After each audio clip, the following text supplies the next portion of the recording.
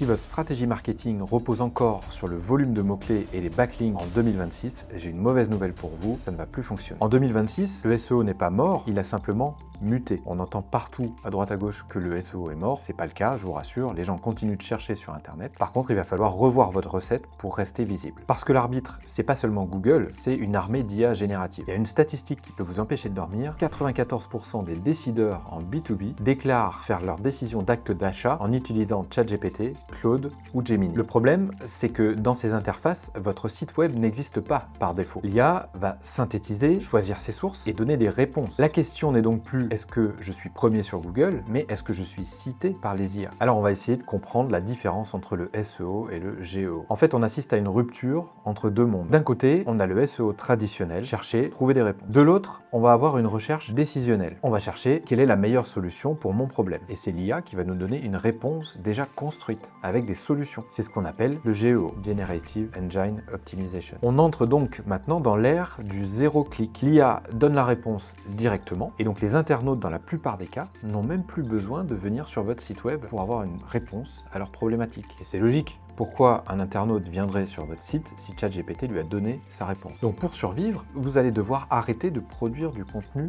générique. Typiquement, le contenu qui se contente de décrire un sujet va être cannibalisé par les IA. Ce qu'il vous faut maintenant, c'est des preuves. Et ce sont les 4 piliers de la visibilité en 2026. Premier pilier, l'autorité incarnée, qu'on appelle EEAT. Il faut bien se dire que l'IA, elle peut tout rédiger, mais elle ne peut rien vivre à votre place. Donc documentez tout ce que vous avez vécu, des cas clients, des échecs analysés, des prises de position tranchées. C'est votre rempart contre l'IA générique. Deuxième pilier, avoir une structure machine ready. L'IA, elle ne lit pas, elle scanne vos contenus. Donc il faut utiliser les données structurées, schéma.org, pour expliquer aux robots qui vous êtes vraiment. Ajoutez des résumés en haut de vos articles. Facilitez-leur la tâche pour qu'ils vous lisent, qu'ils comprennent ce que vous faites et qu'ils puissent vous citer. Troisième pilier qui prend de plus en plus d'impact en 2026, la crédibilité hors site. Une IA ne va pas vous croire parce que vous le dites, elle va vous croire parce que d'autres sources vous citent. Wikipédia, les podcasts, LinkedIn, TikTok, Instagram, toutes ces sources externes sur lesquelles vous pouvez être cité comme une référence sur votre secteur d'activité vont vous permettre d'être cité par les IA de plus en plus. La presse prend également beaucoup plus d'importance aujourd'hui. Les articles de presse qui peuvent vous citer vont avoir un impact énorme sur votre visibilité dans les intelligences artificielles. Il s'agit en fait de construire un écosystème de confiance autour de votre site web et de faire émerger votre marque sur le web. Quatrième pilier, la vidéo